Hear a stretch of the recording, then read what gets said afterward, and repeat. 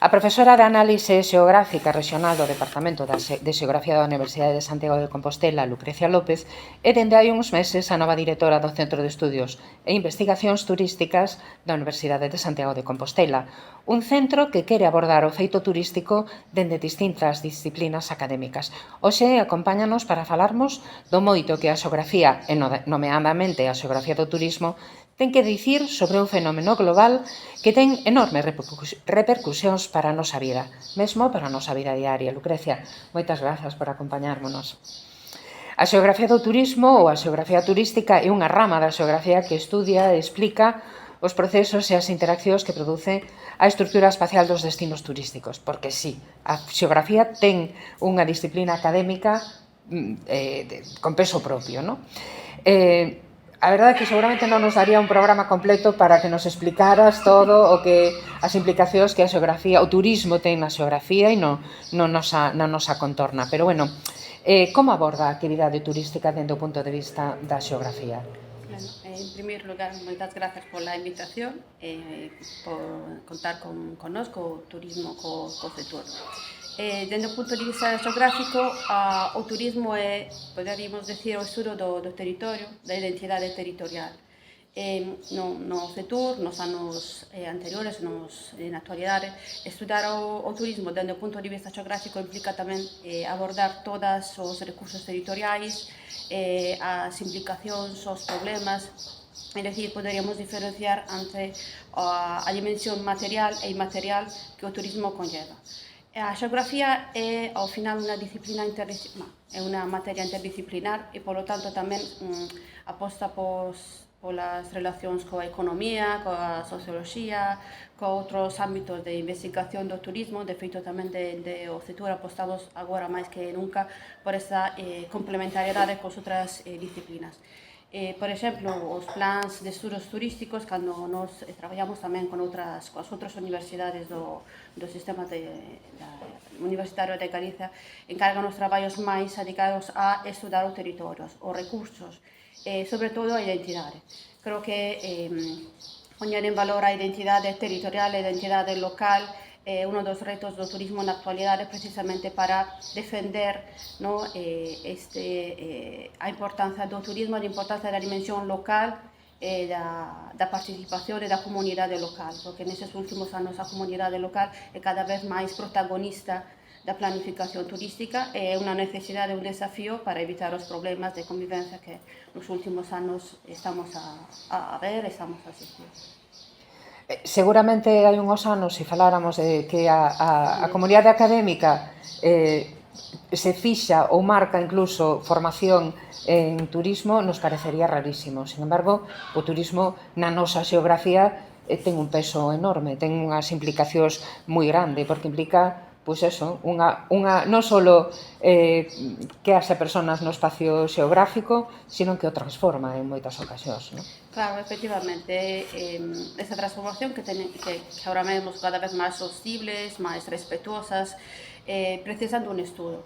A clave para o éxito agora mesmo da xestión turística é coñecemento. Sen coñecemento do territorio, pero eu son moi para as persoas, entón ten coñecemento do proxecto de futuro que as persoas teñen do seu pobo, da súa aldea, do seu entorno, non hai cambio e non hai destino turístico.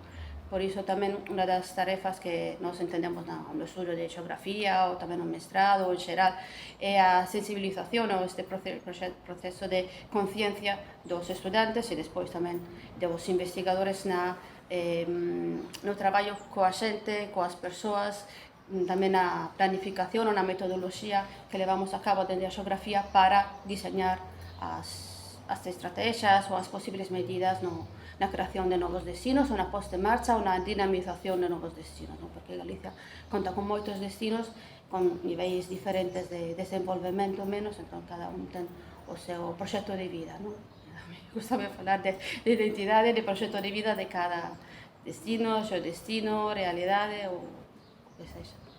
Porque é moi interesante que facas fincapé en eso, porque en moitos modelos de turismo non hai coñecemento do sitio onde vas, quero decir, é tan rápido que faz o paso polo sitio, é tan fugaz que non chegas a coñecer costumes, personas, hábitos, conoces os 5 edificios e é moi interesante porque realmente o modelo de turista tamén cambiou e eu entendo que moitas cousas as esperas en todas partes iguais, pero agora hai un turista tipo que non busca eso, que busca a experiencia e coñecer, non? Sí, efectivamente. Hoxe en día Galicia está lista para calquer perfil de turista, que sexa familiar ou que sexa de negocio, como Leisure Travel, que é outro. Galicia ten infraestructuras, apóstase moito por o turismo de negocio, tamén para o turismo lingüístico, o galego é outro recurso que atrae, non? Por exemplo, na Universidade de Santiago, un centro que fai do galego un recurso turístico, entón hai esta posibilidade de ser multifacético, de poderse adaptar e satisfacer a experiencia que desechan os turistas, as diferentes experiencias e sobre todo de diferentes edades, de diferentes procedencias e de diferentes capacidades económicas, máis baixas ou tamén non máis altas si miramos aos cambios que están a desenvolver ao longo do Camiño de Santiago. Como xurde a necesidade de que exista ese centro do que ti eres directora, o Centro de Estudios e Investigacións Turísticas? Porque a universidade nun momento decide temos que crear un centro que investigue o fenómeno, porque... A verdade é que ese centro leva xa existindo 20 anos.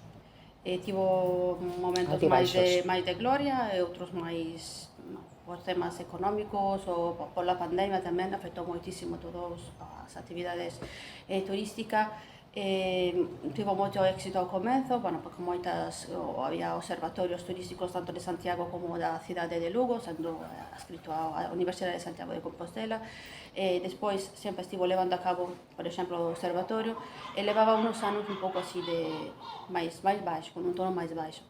Agora agardamos tamén nesta nova etapa poderla apostar por un cambio, por unha renovación, porque efectivamente o turismo é un dos sectores económicos, senón o sector económicos máis importante de Galicia. Simplemente que creer que o turismo non crea só problemas, sino crea recursos económicos, potencialidades, dende a formación, a profesionalización, o coñecemento, e despois poder convivir entre turistas e persoas. Lucrecia, moitas grazas pola túa participación. Bueno, pois se Creus non está, eu creo que